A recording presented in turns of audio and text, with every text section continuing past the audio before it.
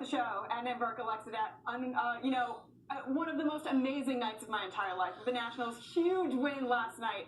And Adnan, I couldn't help but think to myself that this was the Nationals' redemption song. Yeah. What's been burned in my brain is Clayton Kershaw from 2016, and Nats fans, you know this as well as I do, coming out of the pen, closing out that decisive Game 5. And I had that same feeling last night until Anthony Rendon and Juan Soto back-to-back jacks, knocking Kershaw out of the game. Literally the sweetest redemption song. But the Nats weren't done. Howie Kendrick had one of the most forgettable postseason series versus the Dodgers. He got caught in a rundown. He was a defensive liability. He was 5 for 22 at the plate. But with one beautiful bases-loaded swing, he totally redeemed himself. Nats to their first ever LCS. And man, that is the sweetest, not only redemption song, but dance, too, that the DMV is doing today. Let's say Bob Marley redemption song, whatever you want. We were worried about you. I'll be honest, Alexa. We weren't sure if you were able to come in today, but your voice still sounds good, so congrats to you and National Station. It was amazing to see it. Of course, we'll talk more about what this means for the Nationals, also the Dodgers moving forward after that loss. And again, questions about Clayton Kershaw as we take a look at the lineup card and what's coming up here today, as there's a lot to get to here on the rundown, including not only the Game 5 roundtable live from Minute Maid Park, as Kelly Nash will join us momentarily, but also Gabe Kapler. This news coming out recently, Alexa, the fact he's out as Phillies manager. There's now 8 vacancies. Ken Rosenthal is going to join us, and I'm curious as to why it took 10 days for the decision to come down, so we'll ask him about that. I know. Also, the Yankees are waiting the ALCS opponent, checking with them, and Brian McCann calls the career one of the most well-liked guys in the game. John Smoltz will join us later on in the show to talk about what an important part Brian McCann has been for the game, not only for that team. Definitely a huge part of the Atlanta Braves team, especially now as they move forward without that veteran leadership. Right now, though, we talk more about the Houston Astros and Minute Maid Park as the Astros have their backs up against the wall, facing elimination tonight. We bring in our friend Kelly Nash. Kelly, how are the Astros feeling heading into tonight, a pivotal must-win situation?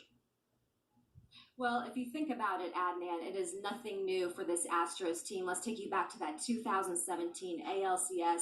The Yankees beat these Astros in 3 straight games. They came right back here to Minute Maid Park, had to win 2 straight to advance to that World Series. So does that experience help them heading into this Game 5? Well, there are differing opinions on that. Yes, I mean, big time, believe me, because I remember we won 2 games here, we went there, lost 3, and Carlos Beltran told the team, hey guys, don't worry, we're going home now. They don't want to go play that. So we came here, we won the last 2 games, the series, we moved forward. So for me in playoff, to have some experience, like been in this situation before, was crucial. That helped you a lot. So, like I said, we know what we do. We know what the situation we're facing tomorrow. It's going to be loud. It's going to be really close. But we've been here before, and that might help us. You know what will help us is by playing with the lead and scoring more runs. That'll help more than any sort of experience. I think coming into the game or the reaction to the last couple games, that's where that experience plays up a little bit. But I don't necessarily think they're going to be scared off just because they haven't been in it. They've already played a couple elimination games this season. So while Altuve and Hinch disagree on the experience factor, they cannot disagree on the home field advantage factor. This is an Astros team who had the best home field record in the majors this season, and they have also won 12 of their last 16 postseason games right here at Minute Maid Park. Yeah, that crowd's definitely going to be rocking, Kelly. Willy Adames, by the way, really come onto the scene this postseason. You know, that relay play, people are still talking about how much does his success not only mean to him, but also this whole team. Oh, it means so much to them, Adnan. And thinking back to Game 1, there is a man who called this performance of Willie's, and that is Rays Senior Vice President of Baseball Operations, Chaim Bloom. I got a chance before Game 1 to talk to Chaim around the batting cages. He told me this was going to be Willie's time to shine. This man not only had that stellar defensive play to nail Altuve at the plate, he's also hit 2 homers in this series already, and his team is certainly taking notice. Yeah, he's really stepped it up. You know, it's been awesome to sit and watch what he's done briefly in a young career. You know, there's two sides of it. Defensively, we were comfortable and thought that he could play shortstop. Weren't sure if he was going to be elite level, championship caliber shortstop. He certainly is.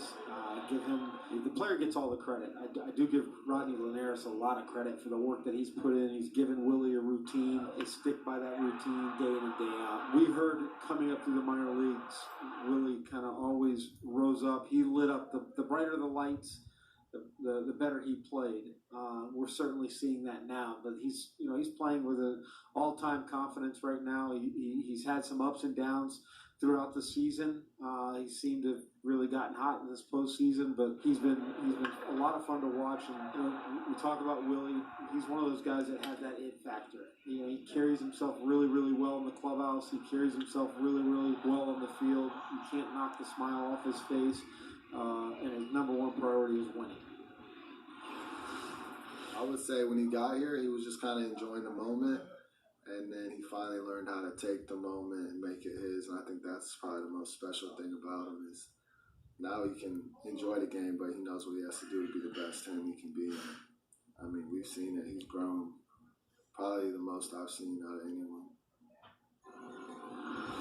And to know Willie is to know how playful and childlike he is, Adnan. And I've known Willie for a few years now. His English has improved so much. And I asked him, Willie, how have you done it? And he told me by watching Netflix cartoons. I can relate. Bubble Guppy's great for everybody. Playful and childlike. Yep. Always good adjectives. Kelly, thanks so much. We'll hear from you later on the show. Appreciate it. All right, time now for Tweet Dats. Shout out to my friend Danny Wexman manning the camera while I went absolutely insane after the Nationals win. Yes, I am a psychotic fan, but I know I'm not the only one. So our Tweet Dat question today comes from us to you. We want to know your postseason moment that made you lose your mind. I showed you mine. You go ahead and show us yours, because that's what this show is all about, getting the fans involved and showing us that passion. We're going to show the best reactions, or at least share the best reactions, a little bit later on in the show. Adnan? Alexa, no one's stopping you.